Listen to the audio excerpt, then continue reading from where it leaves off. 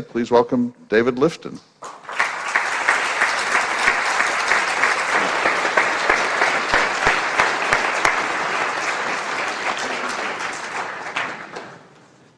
Glad you're here. It's final charade, not charade. Same thing. Okay. Go ahead. Speak really close to the mic. Hold it.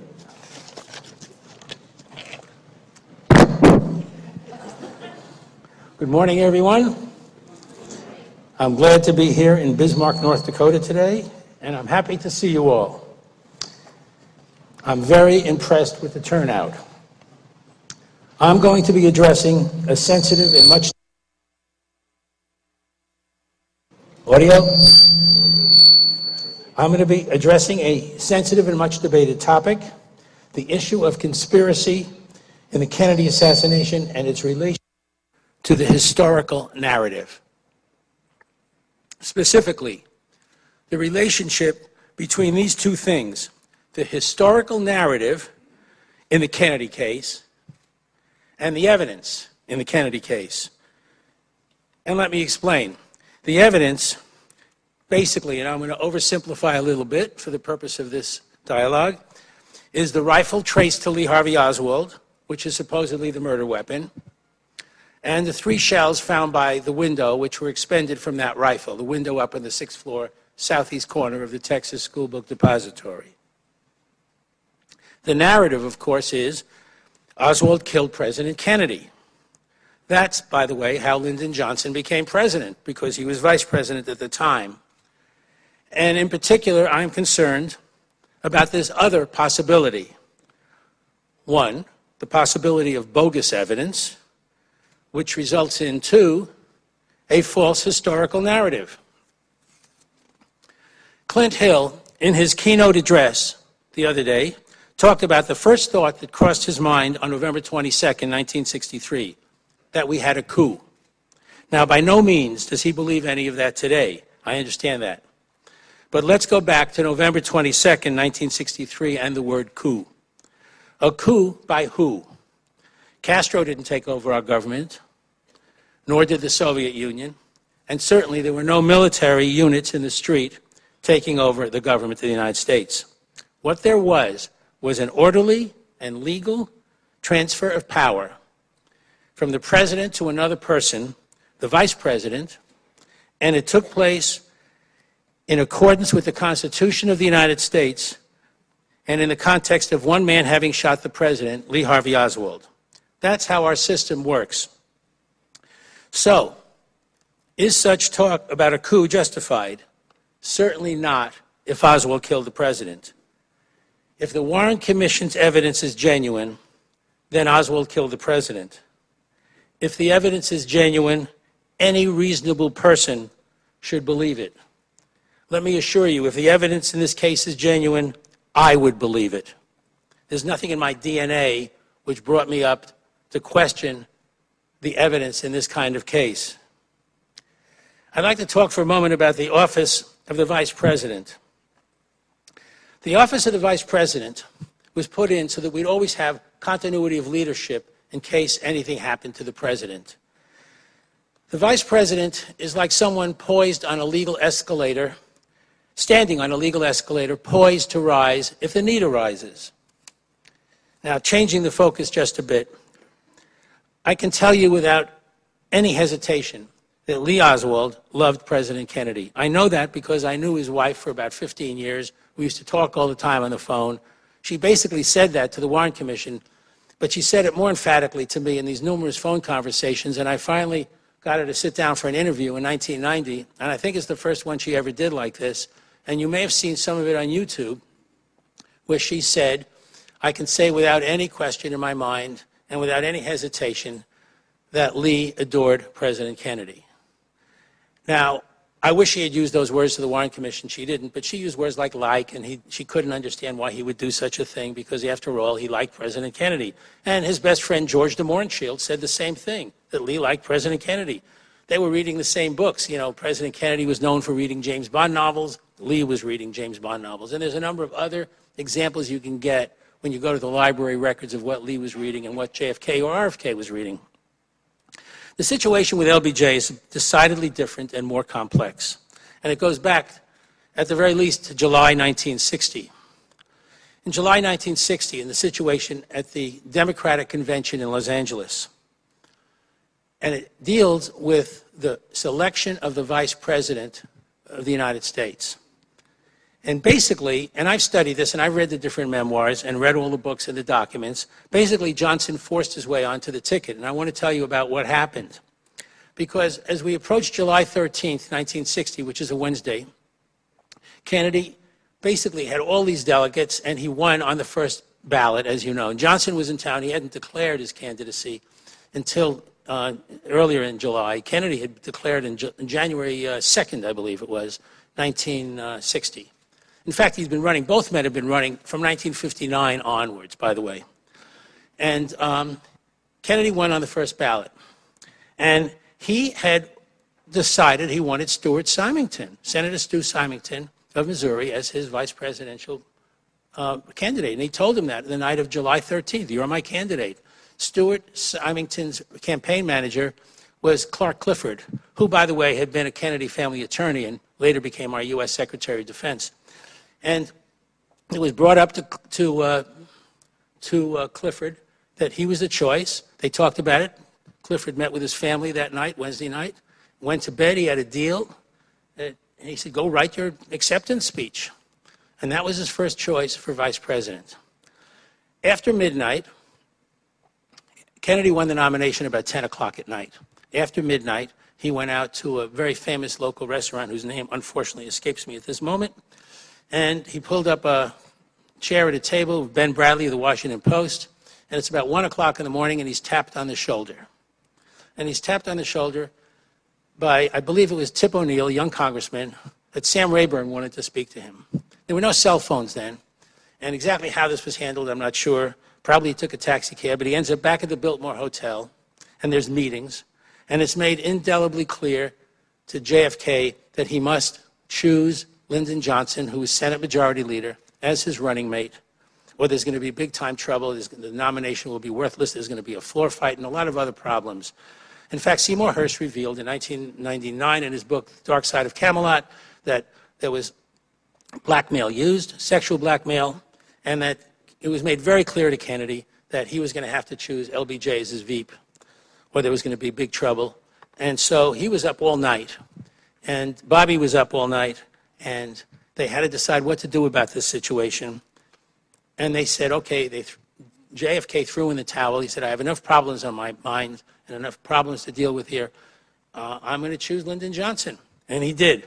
Jack Lowe, the famous photographer, who was with President Kennedy in all of the private moments, was with him at the first meeting they had with Lyndon Johnson on Thursday, July 14th, 1960. And the picture I have up on the screen here tells a great story.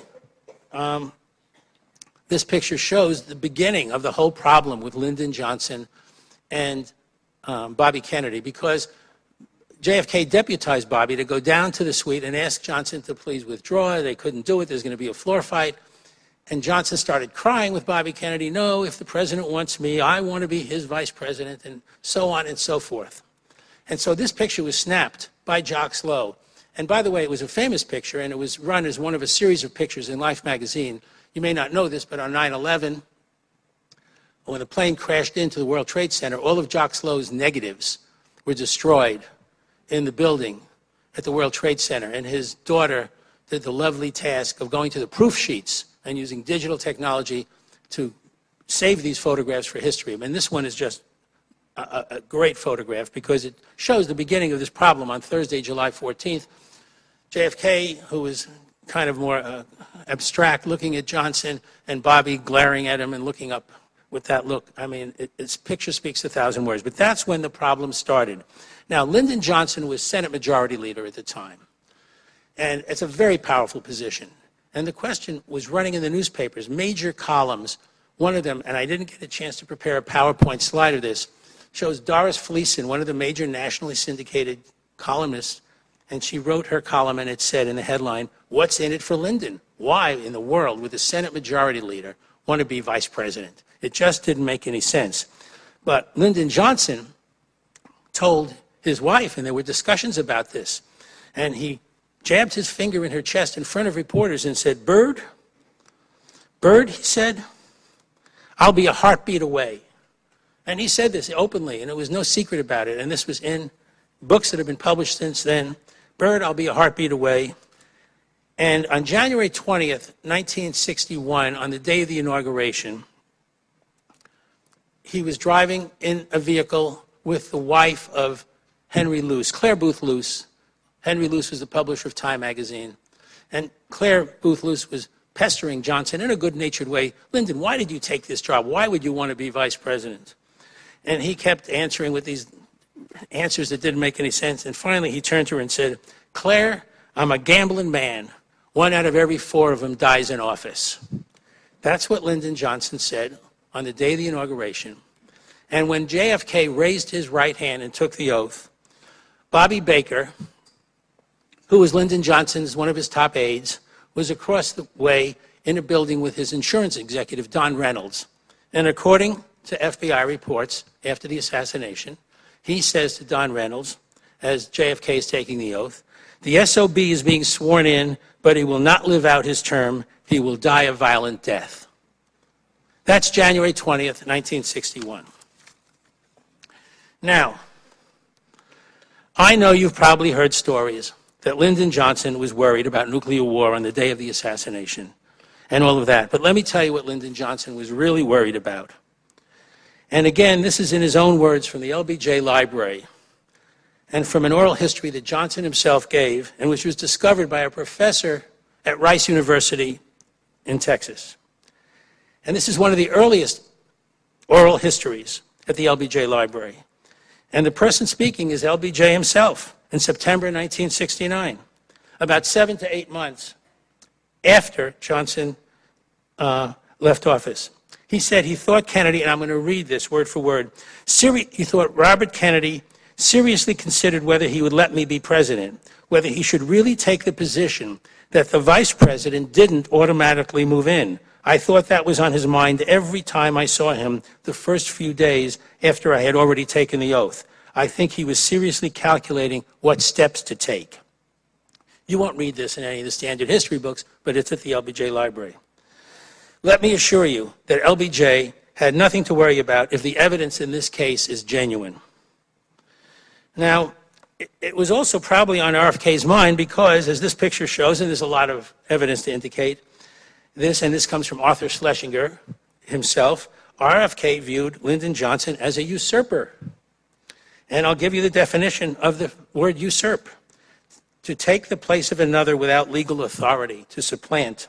So there was very bad blood between these two, and it goes back to July of 1960.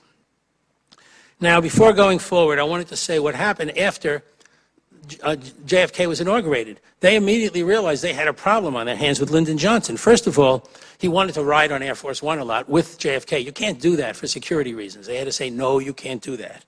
Secondly, he wanted an office next to JFK's Oval Office. No, you can't have that. You're going to be in the executive office building. He wanted to be in charge of national security affairs. No, you can't have that. So there were all these problems. They gave him the space program to look after. They knew they had a problem with Lyndon Johnson. And there's something I'd like to talk about before I go on with the rest of my talk. And I was urged to do this last night by John Martinson, my good friend here, who was listening to me talk about this. And he said, you ought to tell that to the audience. Back in 1969, when I first got involved in research on this, and you'll hear more about this in a few minutes, I began to realize, I started to wonder how the administration, who filled certain positions in the administration. I was particularly concerned in the beginning with the Secret Service, but I was also concerned with positions in the Navy, because that's where the autopsy was conducted at Bethesda Naval Hospital. And I became aware as I looked into different areas that Johnson had aggressively lobbied to put his people in place in various positions in the government from the beginning. And so I set up a filing system because I was looking in the New York Times Index. Now, today you use Google and it might be much easier. But, I mean, I was piling up a lot of paper looking into this. And I called this embryo government theory. And the hypothesis was that inside the administration of John F. Kennedy was the embryo government of Lyndon Johnson. And, I mean, today, I would never say that today. I would not say that inside the administration of Barack Obama is the embryo government of Joe Biden or inside the administration of Jimmy Carter was the embryo government of Walter Mondale. But this is what was going on. And Johnson, right away, had his campaign manager made Secretary of the Navy, John Connally. There were promotions and appointments in the Secret Service immediately, within days, months. Sam Rayburn, his mentor, wrote a letter to President Kennedy on April 17th, 1961, saying, we want the size of the Secret Service increased. We want to add a duplicate detail for the vice president so that Lyndon Johnson will have just as many agents as John Kennedy and 24/7 rotation. And so this letter was written. I had a copy of it at the time from the Congressional Record. I found it somewhere. Then they had to go and have budget hearings. They had to appropriate money because this is the way things are done. And this didn't happen until '62, so it was a whole new contingent of agents were hired. Then there was the Secretary of State. Johnson didn't want Dean Rusk. He wanted Senator Fulbright. And there was all kinds of lobbying going on. And Fulbright got knocked out, and Secretary Rusk, who on November 22nd had taken the entire cabinet of the United States out of the country for a trip to Tokyo. They were all on one plane with Secretary of State Rusk. So there was all this stuff going on, and I was aware of it. And if I was a history professor, then I got interested in, well, what about the city of Dallas, the municipal government? When did the mayor of Dallas run for office? He was the brother of the CIA deputy director. That happened in January and February of 1961, at the time of the inauguration. When was the Texas School Book Depository? Who owned that building anyway? That turned out that things were going on there. That building was leased to a new person. The Texas School Book Depository Company moved from another location across the street into the location called 411 Elm in July 1963. So I was tracing all these things, and if there are graduate students here who wish to have a thesis topic, I would say set up a series of files like I did, EGT, / Secretary of State, Navy, Bethesda Naval Hospital, Secret Service, Mayor of Dallas, and you'll find the movements of all these different officials, which I personally believe, and you'll see why I feel I have justification as my talk unfolds, were the movements of pieces on the chessboard before this event to create what I call the embryo government of Lyndon Johnson within the administration of John F. Kennedy, and for different reasons, maybe policy or the Secret Service. The whole line of the Treasury Department changed. They took the Secret Service box on the organization chart and the official organization chart and shifted it from one reporting to one assistant secretary of the Treasury to another. There were all these changes. I used to be brimming with these organization charts, hearings, and seeing all this maneuvering going on. So to me, this whole business of when the shots were fired, to me, that's the climax of a whole series of events, and you'll see why I think that's relevant. But I thought I'd mention EGT. It's always given me political context for this, and to me, it's been movement of pieces on the chessboard. Now, let's get back to Dallas on November 22nd, 1963. There are two ways of looking at this case. I call them Reality 1 and Reality 2. Reality 1 is Oswald did it. Reality 2 is the appearance that was created that Oswald did it.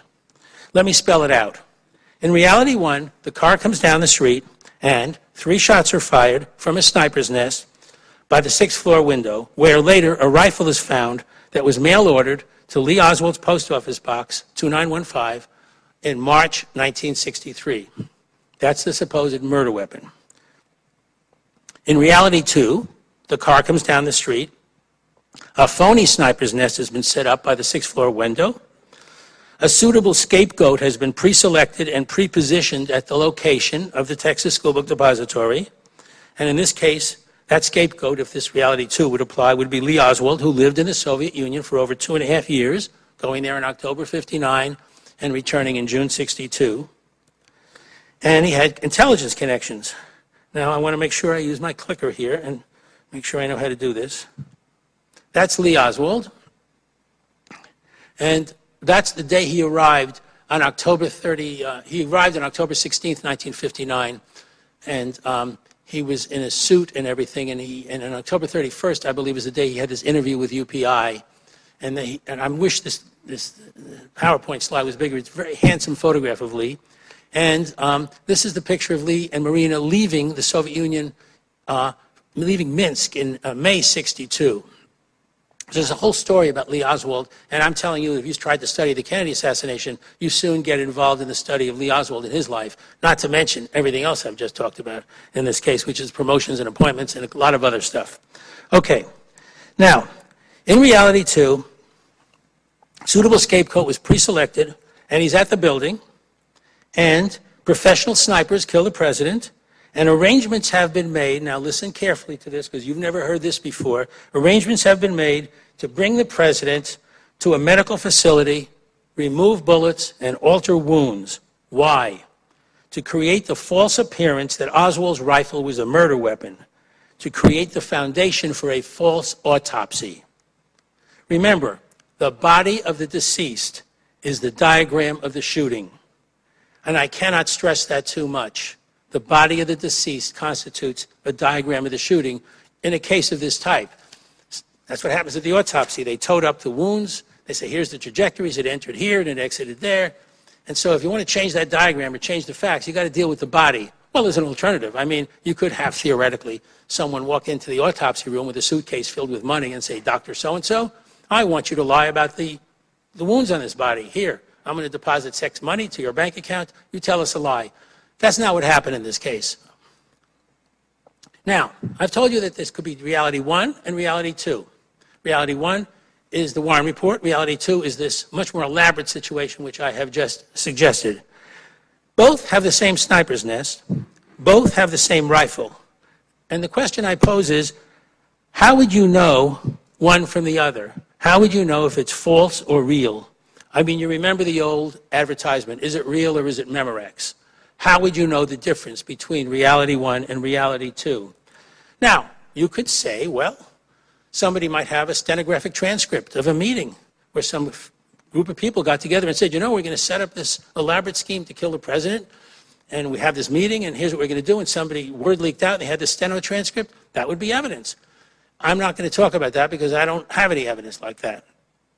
The answer to determining the difference between reality 1 and reality 2 comes down to the autopsy, the validity of the autopsy on the body of JFK. The body of JFK, and I have to articulate this again because it's not at first obvious, the body of JFK was the most important evidence in the case against Lee Harvey Oswald. Implicitly, we know that, but it's not really obvious. I first learned this in 1966 in a New York University, NYU Law Review article by a fellow named Jay Schwartz. And it really gave me pause. My God, you know, it's not the autopsy report, which everybody talks about and argues about. It's the body. It's the body that has the wounds. The autopsy report is a description of what's on the body. Now, I would like to talk about what happened to me a little bit in 1966. Now, those of you who have read my book know some of this. And I'm going to advance this clicker. I was at UCLA as a graduate student and met a professor who had been on the Warren Commission. He's one of the counsel on the staff of the Warren Commission. His name was Wesley Liebler.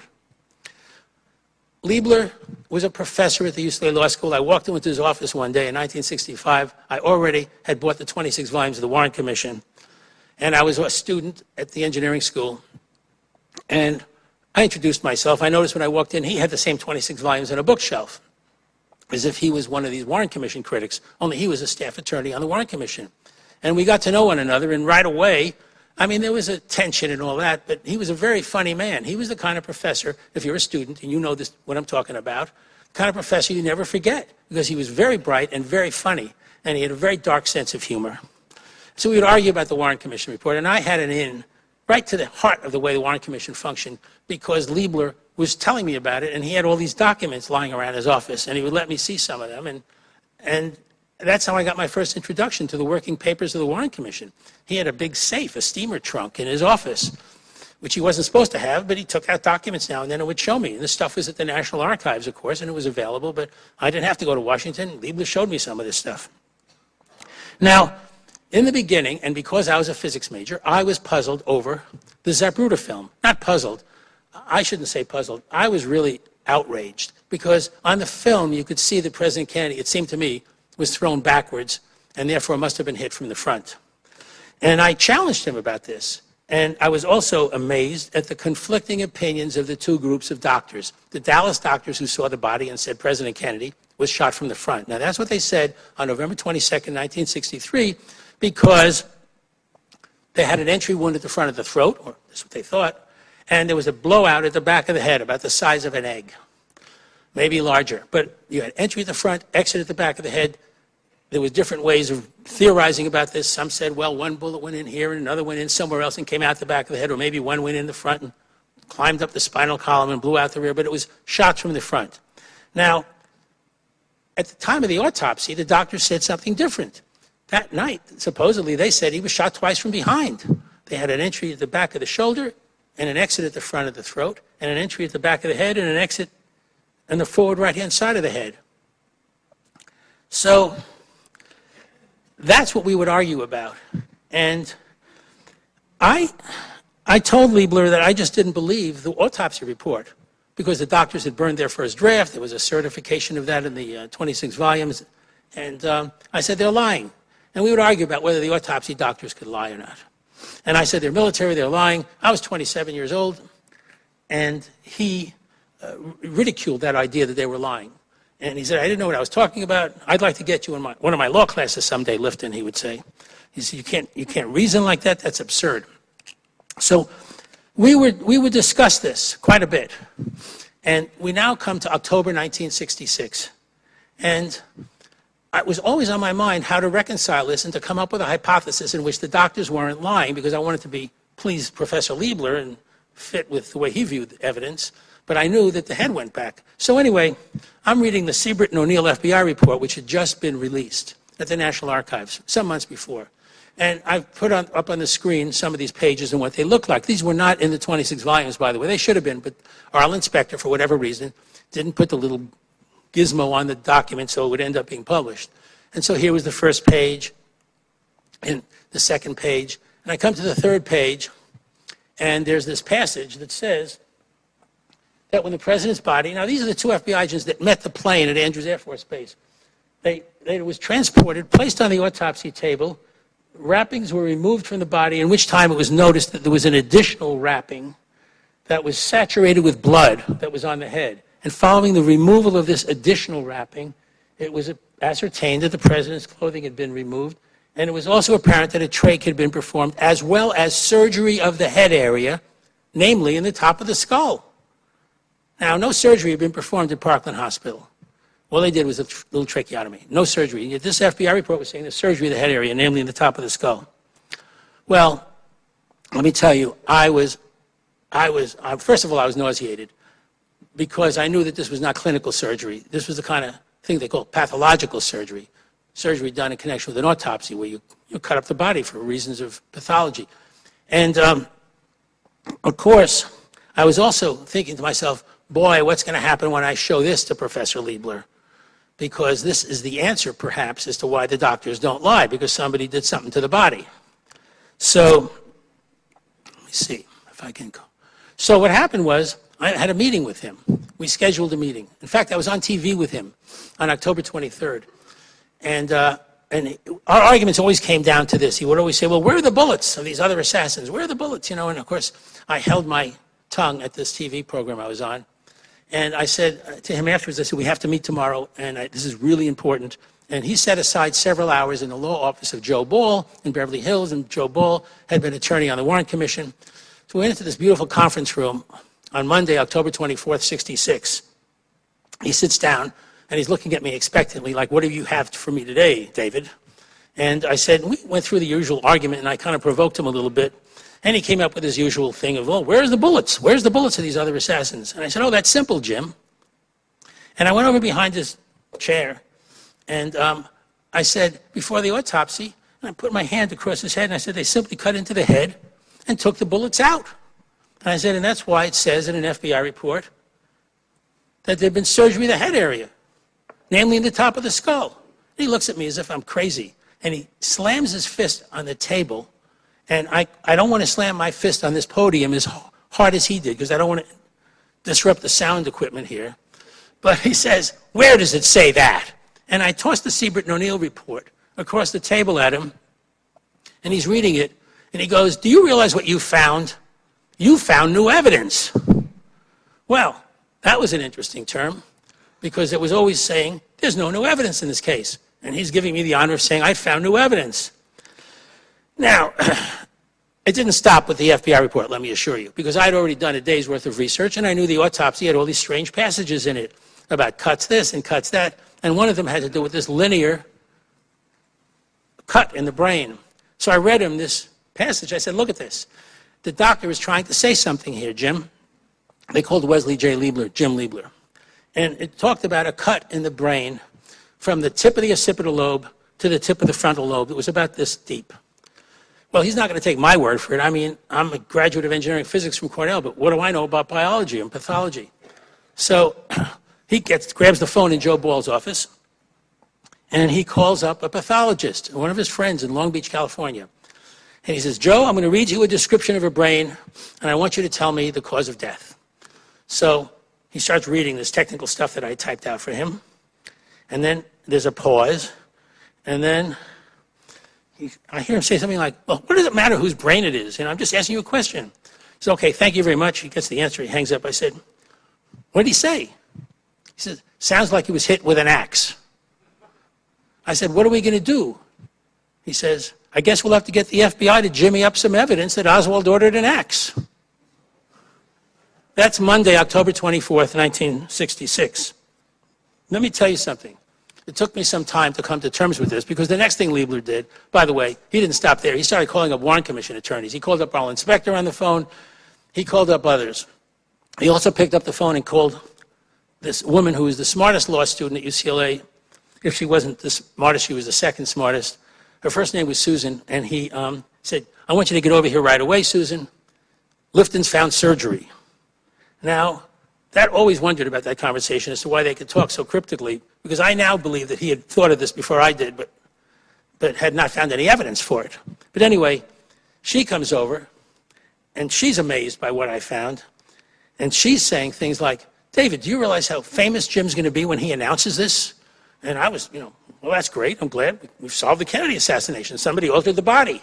I mean, I thought in those terms, kind of simple-minded then, or simplified. Anyway, he's talking to her, and he had called up these attorneys on the Warren Commission, and he called the pathologist.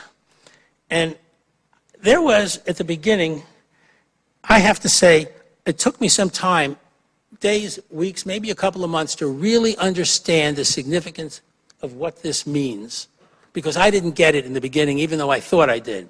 I thought, in the beginning, when I first discovered this on that weekend and was studying this stuff, oh, I found this interesting, clever trick in which they hid the grassy knoll assassin by taking the bullet out of the body. And I said, that's really clever. That's why there's no other bullets. But that is not what this is all about. This is not about hiding the grassy knoll assassin. It took me a week or a month or two to fully understand what the real issue is, which was fraud in the evidence. That's what this is all about. It doesn't matter whether the second or third assassin is hiding in a sewer or behind a fence or behind a bush. The question is the integrity of the evidence. And one of the other passages in this FBI report, the FBI records how the doctors are looking at the body and they're puzzled, and they say they're, at a quote, at a loss to explain why they can find no bullets. That's that night in the autopsy room. So Liebler, we said, what are we going to do about this? What is he going to do about this? I mean, he got very interested then in all the technical issues connected with the autopsy. And he said, now this didn't all happen overnight. It happened over the course of a few days. There were conversations back and forth between he and I. And I said to myself, I mean, I've really got to make a record of this. This is really unusual. So I bought a tape recorder. As a matter of fact, I bought a tape recorder because I started calling the Dallas doctors right away. I wanted to know, I knew about the head wound, that something had changed in the head, but I wanted to know about this little tracheotomy. So I started calling up the Dallas doctors and asking them on the phone. Now, you say, how can I do this? Well, Liebler's course was on the wire service. Everybody knew Wesley Liebler was conducting a course on the Warren Commission. So I'd say, well, I'm a student at UCLA, and I'm assigned this job to find out what's the length of the tracheotomy incision. Sorry to pester you, but that's my question. And Dr. Perry tells me on the phone the trach incision he made was 2 to 3 centimeters. And I said, well, could it have been 3.5? Well, I didn't think so. What about 4? Well, I didn't really think that. What about 5? I sound like Columbo on the phone. To get up to the size of what's in the autopsy report, which was 7 to 8 centimeters with, quote, widely gaping irregular edges. But that's when I bought my recorder. After the Perry phone call, I said, I'm going to get this stuff on tape. So I recorded everyone I talked to, including Liebler, who, by the way, had the same idea. He knew I had been a ham radio operator. He said, I got to get a thing to record these conversations. Can you help me out there? So he had a recorder and I had a recorder. Anyway, he said, I'm going to write a letter. He said, I am going to write a memorandum to Chief Justice Warren. So it's not an easy memo to write. You try to write about the autopsy, you get involved in days and weeks and hours of study. So we started having meetings, and he had 2 of these law students with him, and one of them, I don't remember the name of one of them was named Steve Myers, and if you've heard of the law firm of Jacoby and Myers, that was the Myers from Jacoby and Myers. So we had these meetings, and he wanted every single thing about the autopsy brought to the meetings. I brought my stuff, Steve brought his, and Liebler sat down and wrote a 13-page memorandum about the autopsy. And I'm on page 6 of this memo, and he called for basically a reopening of the investigation, a limited reopening of the investigation. The memorandum is dated November 8th, 1966. He transmitted it on November 16th, 1966, and it went to Chief Justice Warren, every member of the Warren Commission, that is the other 6 members of the commission, about 10 members of the staff, the Kennedy family, and the Department of Justice, i.e. President Johnson through his attorney, who is Ramsey Clark. This is that memo, and I'm not asking you to read every page of it, but here's a whole bunch of questions and issues, and I'm very proud of this page, of course. I put it in my book. Attention was first drawn, the Siebert and O'Neill statement had been surgery of the head area. Attention was first drawn to this by Mr. Lifton. He's quite familiar with the report, the underlying evidence. He's agreed not to focus public attention on this matter until an attempt has been made to effect a responsible analysis of the autopsy, photos, and x-rays. In assessing the probable public reaction to a statement concerning surgery in the president's head, it should be noted that neither the Siebert and O'Neill report, or any of this was in the 26 volumes of the Warren Commission. Now, he was a little concerned about me because I had been with Ramparts magazine that previous summer and published a 30,000-word cover story called The Case of 3 Assassins. Of course, I had suddenly outgrown that. I knew it wasn't a matter of 2 or 3 assassins, but it was a really good article on the medical evidence in Ramparts published in January 67. And so, he didn't know that I might go back to Warren Hinkle, the publisher, and we'd have a big cover story about surgery on the body. Of course, I knew something that he didn't, which is Warren Hinkle really didn't have the cojones to do anything like that.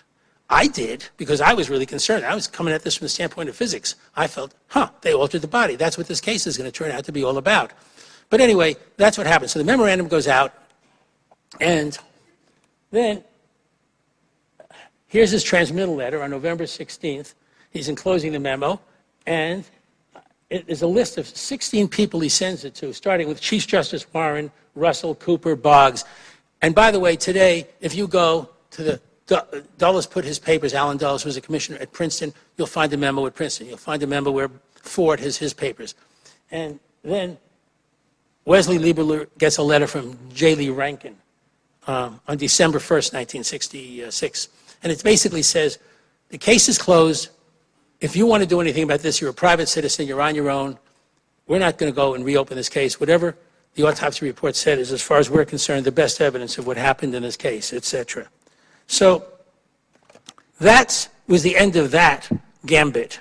But it wasn't the end for me, because that's when I started really looking into this and took time off, and I thought, well, I'm just going to write this up in a year and I'll have a nice monograph on the assassination. Well, little did I know. I mean, it took 15 years before it was over, and my book, Best Evidence, was published in January '81. Okay. Now, I know I'm relating things from 47 years ago, but they're relevant because the issue has really not changed.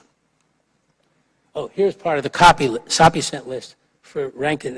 Each of them communicated to about 16 of the other people. One told Chief Justice Warren and 16 others, look at this new evidence, and the other one, Rankin, writes back, we're not going to do anything about it, and he has the same 16 people. Okay, here is what I found and published in Best Evidence. That the picture on the left is the diagram of the wound as described by Dr. Robert McClelland and other Dallas doctors. They don't all say identical things, but it's a small wound at the back of the head. One told me in 1966 or 67 early, it's about the size of an egg. a hen's egg, he said. I remember we had a conversation about that because I, being a city boy, didn't understand what a hen's egg is. I mean, he finally convinced me, he said, like a chicken egg. You know, when you go to the market, you get an egg. The hen lays the egg. He says, that's the size of the wound. So the one on the right is the picture of the way the hole was at Bethesda, according to the verbal description in the autopsy report. Chiefly parietal, but extending somewhat into the occipital area. And of course, the cerebellum in Dallas was hanging out of the wound. And the cerebellum, I didn't put the slide in here, is at the bottom of the back of the head. And you've seen this stuff debated in books and on the internet, and people try to explain, well, there's no difference. And people who support my book will say there's a big difference. Anyway, that's the head wounds. Now then you have the neck wound. Now I was calling up the Dallas doctors about the neck wound, and the picture I'm about to show you is the autopsy photograph of Kennedy, the stare of death photo. Many of you have seen it on the internet, but I just wanted to prepare you for it. I got these pictures and was the first one to publish them. I got them in 1982, and I'll tell you about that in a bit. But I published them in my book in 1988 in the third edition of Best Evidence. I went to Dallas as soon as I got these pictures in '82, and I was showing the pictures to the Dallas doctors and nurses, and almost uniformly they say, no, that's not where the head looked, and that's not the throat wound that we saw. Now that large gap is not the trach incision that Dr. Perry told me he made. And we call this the stare of death photograph. And I'm going to tell you that you can't argue about this case using just verbal descriptions. You got to have these pictures and deal with these pictures. And then there's questions about the authenticity of these pictures and whether they've been doctored. But I'm not going to get into that right now. Okay, now the problem I want to address is this, and the one I addressed back in 1966 and 1967. Excuse me. Okay, I had a hypothesis that something happened to the body. And the question was, where? The where and when problem. Now, when I met with Liebler, and I didn't bring his notes, he made 2 pages of notes. And we were both talking about where could anything have happened? And we traced the journey of the body, and he left these notes in my book. And I'm glad I have them. And there's really a great memento of that meeting we had that day. Because talking to him was like talking to any Kennedy assassination researcher. He had an open mind in the beginning, and he was going to do something about it until he got slapped down by Rankin. Now, you can't have alteration without opportunity, and so you deal with what in law is called the chain of possession. Now, anybody who's watched CSI or Law and Order, you know that when evidence is found at a crime scene, A hands it to B, hands it to C, hands it to D, and it goes from the crime scene to the courtroom, and it's always supposed to have a proper chain of custody. And that's true also of the body, which is the most important evidence in the case. So a quick run-through, we're going to go a little quick run-through about the chain of possession on the body. Okay, here we are in Dallas in the parking lot outside Parkland Hospital, and Mrs. Kennedy's about to get into the ambulance. And then she's in the ambulance, and the coffin's been put in the ambulance, and the ambulance is now leaving for Love Field. And there's another picture of the ambulance leaving for Love Field. And now we come to the ambulance. This cream-colored hearse arrives at Love Field, where Air Force One is parked. And in fact, unknown to the Kennedys, LBJ is aboard their aircraft. This is very important to know. When LBJ left Parkland Hospital, he told Kenny O'Donnell, I'm going to get back to Washington right away. That's the impression he left with Kenny. And there were 2 airplanes there, Air Force One and Air Force Two. And LBJ basically said, I'm going back on, well, he didn't say I'm going back in Air Force Two, but he left the impression, I'm going back to Washington on my airplane, and you can be with Mrs. Kennedy and the body on your airplane. In fact, 10 minutes left, that's all? Wow. Well, okay, hold it, okay. Well, okay. LBJ went to the aircraft, and he got on the plane, and he started shutting all the drapes on the plane. And he had deceived Kenny O'Donnell as to which plane he's on. The Kennedys got onto the plane, and the coffin was carried up onto the plane, and here's the swearing in that took place, because then he said, you know, I've got to be sworn in. Bobby told me to be sworn in. So here's LBJ at the front of the plane, or in the midst of the plane. Jacqueline Kennedy's at the ceremony, and he places his hand on the Bible, and he's sworn in. And then the plane flies to Washington, D.C., and there's an offload at at Andrews Air Force Base. And then that ambulance, with Mrs. Kennedy in the ambulance, goes to Bethesda Naval Hospital. Now there's a problem. That ambulance arrived at Bethesda Naval Hospital at 6:55. That's 5 minutes to 7. But the body of President Kennedy arrived 20 minutes earlier. And we know that today, and I found that stuff out and published it in 1981 in my book, Best Evidence. Witnesses who know that the body arrived at 20 minutes before the coffin. How did that happen? And there's now a document, the boy agent receipt, because he was head of the Marine Security Detail. So the question becomes, how did the body get out of the coffin, and how did that happen? When you start looking at this, the conclusion, you have to figure out how the body got out of the coffin, and you have to start at Bethesda Naval Hospital and back time it, and you have to go back and treat it like a movie running in reverse. And if the body was not in the coffin at the front of Bethesda Naval Hospital, then it wasn't in the coffin when the plane took off from Dallas, because there's nothing in between. The body was placed in the coffin at Parkland Hospital. It was in the coffin on Air Force One, and then the plane took off. So what happened? Now, I used to believe that the body was taken out of the coffin before takeoff, and I put that in my book, that that was the only possibility I could think of. But after my book was published, Godfrey McHugh, the Air Force aide, said, he insisted, he was with the coffin all the time. And I said, no, he couldn't have been, because the body wasn't in the coffin, and he had been running around in the plane wanting to know why they weren't taking off, and what is this business about a delay for swearing in. Well, this went on for some time, trying to figure out what happened. And I couldn't understand it. And 2 years later, I realized there was another time when the Kennedy party wasn't with the coffin. And that other time was when the coffin went up onto the plane and the Kennedy party was still down on the tarmac. And you see them here, and there's Roy Kellerman, and he's carrying the coffin up onto the plane. So that's when they're down on the tarmac, and he's bringing the body up on the plane. And then Mrs. Kennedy goes up on the plane. There's a few minutes in there before she gets up into the fuselage. That's the only time the body could have been taken off the plane. And I'm just telling you that an empty casket at the Bethesda front entrance means an empty casket on takeoff from Dallas. And when we revisit the events, we find out that the only time, as I told you, was that period. And I'm just going to go back here. And what that means is that in the minutes before she gets on the plane, Kellerman and the other agents got the body out of the coffin and took it off the starboard side of the plane. Now, in final charade, I'll be presenting the evidence that there was a forklift truck on the starboard side of the plane, and the body was taken off the starboard side of the plane and put in the forward luggage area. And there was a photographer taking pictures. His name was Jimmy Darnell. He was on the roof of one of the cargo buildings, and he filmed this whole thing, but he didn't know what he's filming. He doesn't know what his telephoto lens has. And as immediately as he climbs down from his ledge, he's accosted by the deputy police chief of Dallas, Fisher, who demands his film and camera and tells him that what he has photographed is, quote, sacrilegious. That's what he said. The rest of this story I'm going to tell you about quickly as I can, because I wanted to save more in the breakout room, but I want to tell you about what happened. There's a forklift truck was used on the starboard side. I have a witness to the forklift truck, the pilot of Air Force Two, who's now passed on, about the forklift truck. The body was removed from the plane, put in the forward luggage area. The photographer, Jimmy Darnell, I've told you about his experience. How do I know it's in the front of the plane? How do I know these kinds of things went on? Because there's a blood trail. The most important, and I'm going to talk about this blood trail, of course, in final charade, but I'm going to sum it up for you right now. First of all, there was a blood trail on board Air Force One. Kellerman, who had been at the top of the ramp with the coffin during the flight back, was in the jump seat. His shirt was stained in blood from the neck down. Dr. Berkeley had blood on his sleeves. That was reported in the New York Times that weekend. Dr. Berkeley wrote a report the next week to explain this, which I have the report, and the report says that the reason he had blood on his sleeves was that at Parkland Hospital he reached into a garbage can to get a rose as a souvenir for Mrs. Kennedy. That's the blood trail for Dr. Berkeley.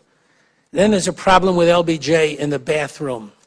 LBJ, first of all, was the back of the plane when the coffin came on board. I know that now from Air Force records and Air Force witnesses who were interviewed by an associate of mine named Sean Fetter, who made it his project, and we can talk about that in the breakout room. Okay. So LBJ ended up in the bathroom on Air Force One. Godfrey McHugh was looking for, where is LBJ on the airplane? They found him in the bathroom, and with Kenny O'Donnell, and McHugh found him in the bathroom, and LBJ was screaming at them, get out of here, close the door. The Secret Service told me to hide in here. There's a worldwide conspiracy.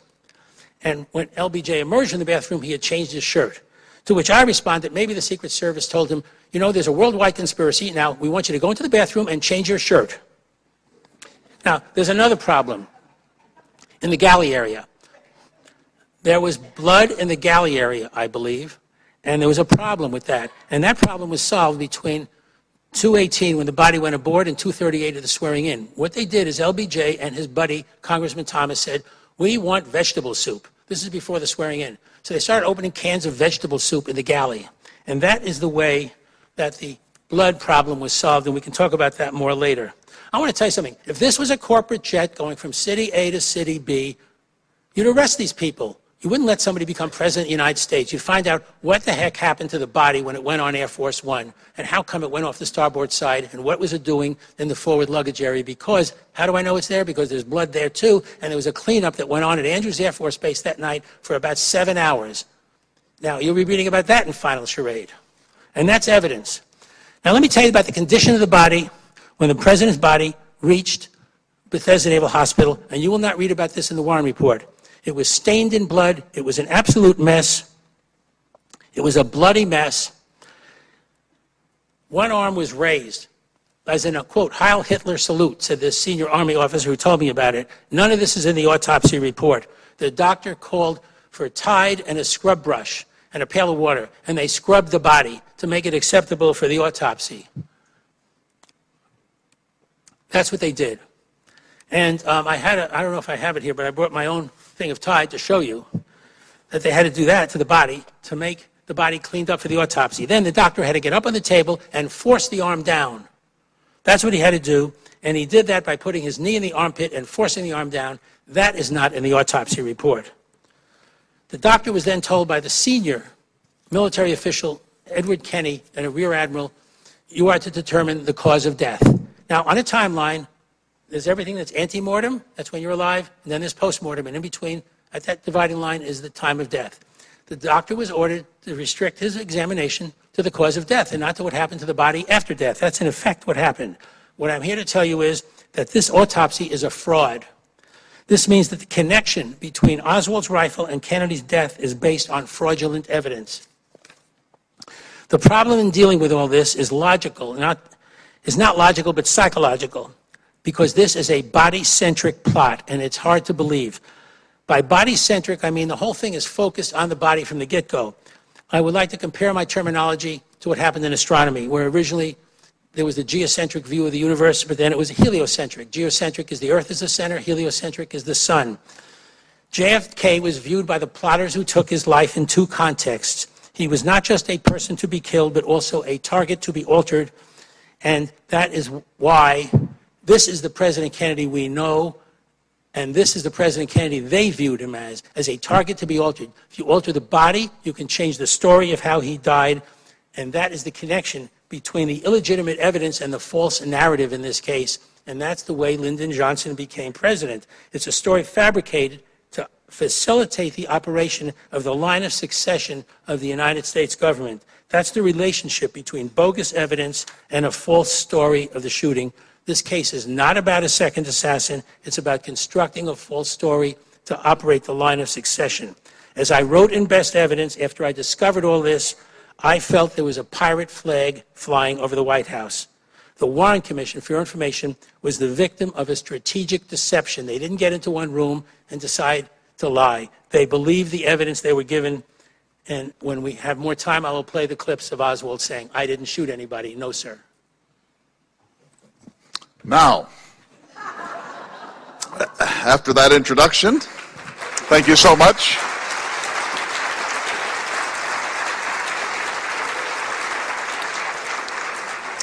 It's time for lunch. There's lunch to be served. Those who wish can go to 436 now, where this conversation will continue. We're so appreciative of your coming. We look forward to your book. Thank you so much, David Lifton. Thank you. 436. Great, thank you. Okay. Appreciate it. Sorry we didn't have more time, Yeah. but you've got plenty now. Okay, You can well- talk for the rest of the day if you want. No. Huh? Oh, God, yes. Sorry, we have to rewind. Yeah, okay. It's the other one. Huh?